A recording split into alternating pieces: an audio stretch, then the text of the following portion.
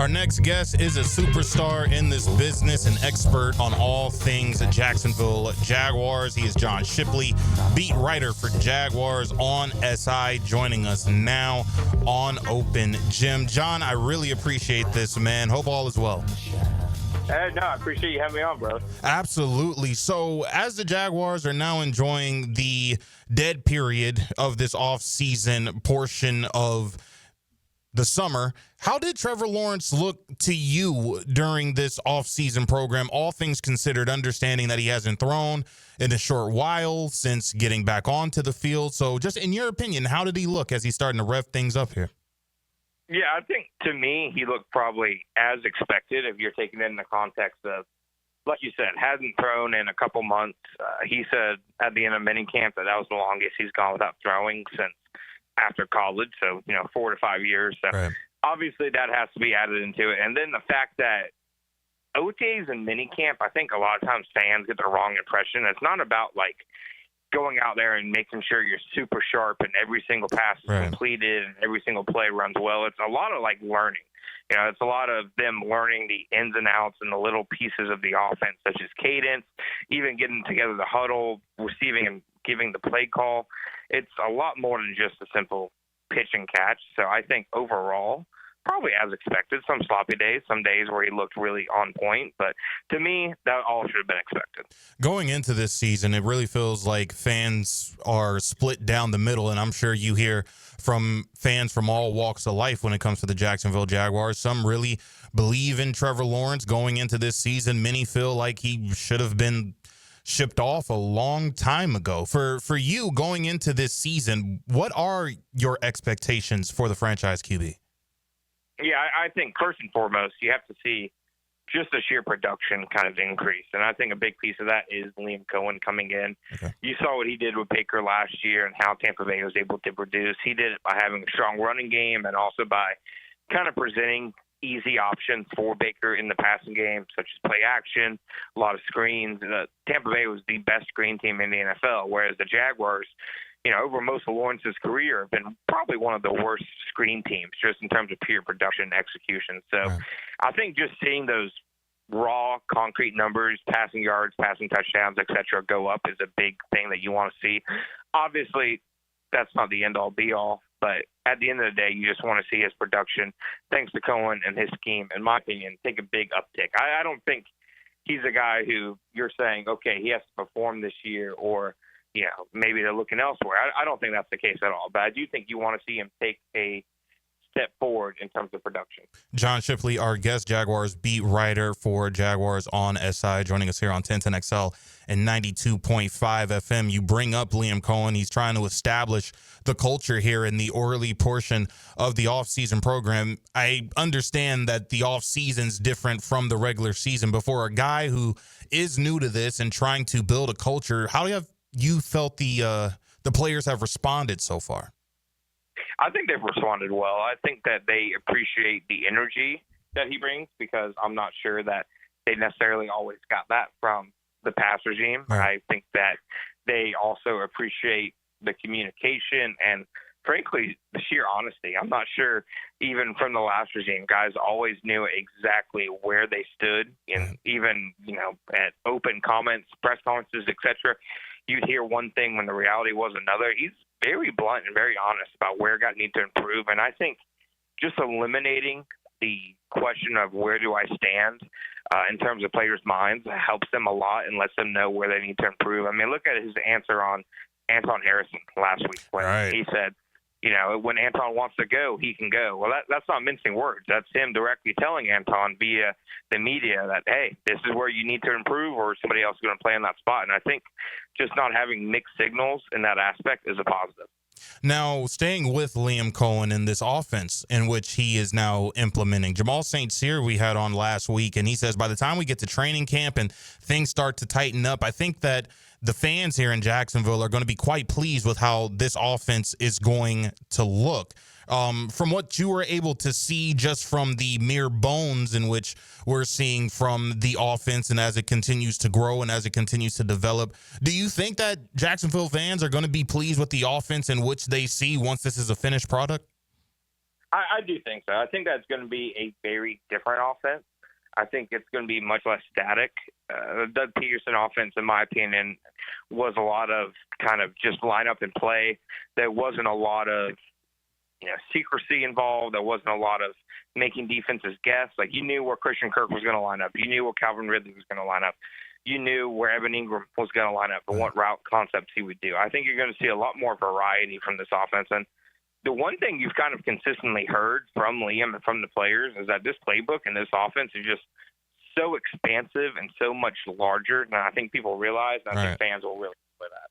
Absolutely. As we continue our conversation here with John Shipley on 1010XL and 92.5 FM, we've been treating him like the president since he got drafted here. I mean, he can't even breathe without us saying, hey, you're my man, you're the best, you're the greatest ever, and haven't played a snap of football.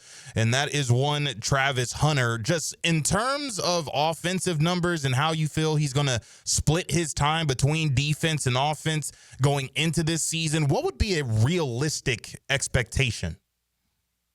Yeah, I think a realistic expectation is obviously, Brian Thomas is going to be the number one target in the offense. He's going to be the alpha male. I think you have to factor that in when you talk about Travis Hunter production.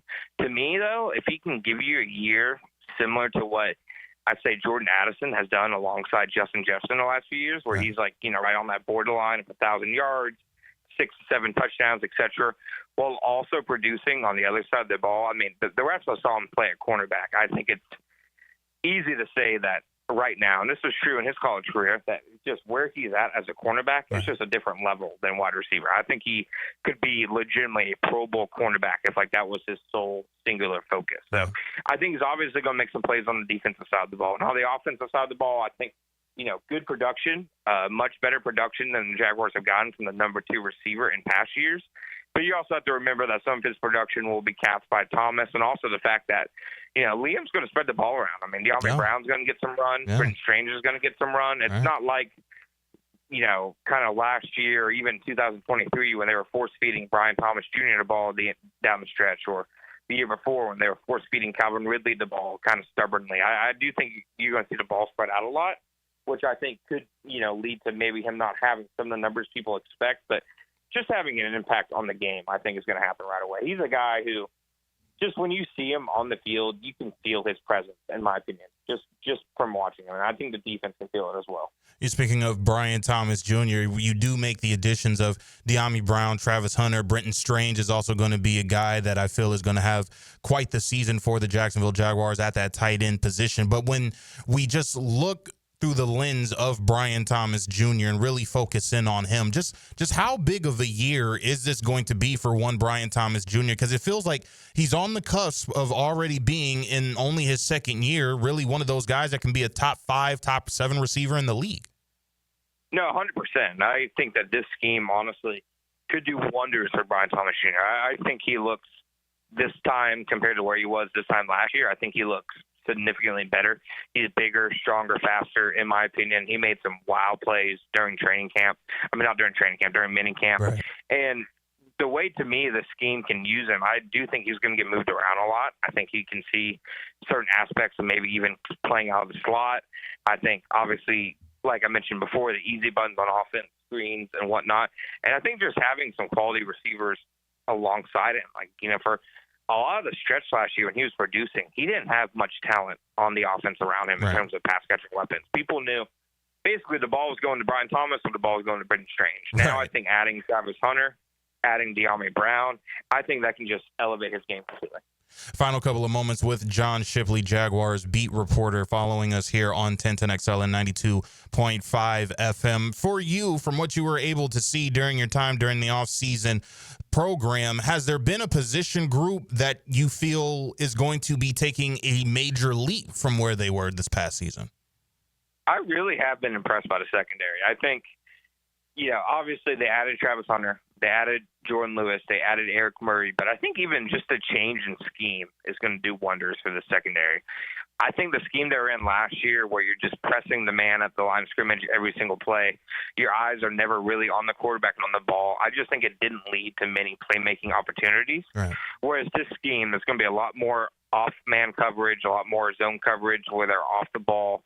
and they're able to just read the quarterback, read the route combinations, and then be instinctual playmakers. You've seen Tyson Campbell was phenomenal at doing that under Mike Caldwell. I think it's a good fit for Buster Brown. He had a really impressive minicamp and offseason. Jordan Lewis had an impressive offseason. I just think add those guys to Travis Hunter, and I think that's the position group where the arrow is pointing up.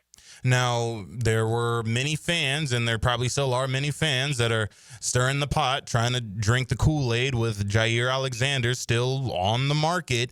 Do you realistically think that the Jaguars could acquire his services, or do they like the group in which they have now at corner? Yeah, no, I think they like the group that they have. I think they really like Buster Brown. I think Jarian Jones is a guy who, will get his chances one way or another, whether that's outside, whether that's inside, wherever they play him. So I think that they like their group. If Alexander had gotten released sometime before the draft, say in March or April, I think they would have considered him. But after what they've seen, adding Travis in the draft and seeing how Buster's kind of taken to the scheme in the offseason program, and obviously adding Jordan Lewis in free agency, I think that made things a lot of, pretty significantly changes how they would view a potential Alexander addition. Because at the time, like at the combine, it would have made sense. Yeah. It would have made plenty of sense. Right. But now I don't think it makes much. Now, before we let you go, I don't think I was able to get your prediction in terms of the record when the schedule was dropped by the Jacksonville Jaguars. So, in your opinion, just best case scenario in terms of record for the Jacksonville Jaguars this season? I'd say best case, probably 10-7. Okay. I gave them, in my game-by-game predictions, I gave them 9-8, which, 9-8 might not be what a lot of fans want. It's only one game over 500, but it'd be a 5-game improvement from last season. Yes. And this is a roster that has been majorly overhauled for a reason, because other than a handful of core players, it's not as talented as people thought it was, even internally. So, I think everything this regime has done since they came in the building has said that, they didn't view this roster as necessarily a stacked roster coming in. So I think that has to be taken into account.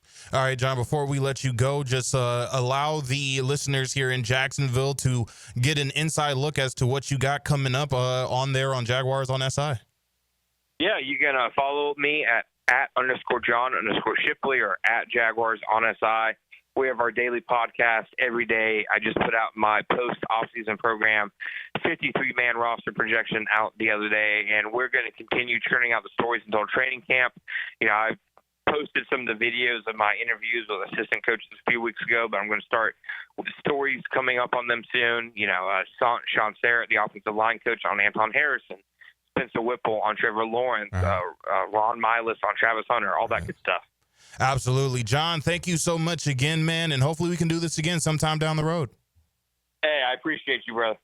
Hey, Mia here, and thanks so much for watching 1010XL Jaguars. For even more coverage of the Big Cats, be sure to subscribe to 1010XL Jaguars.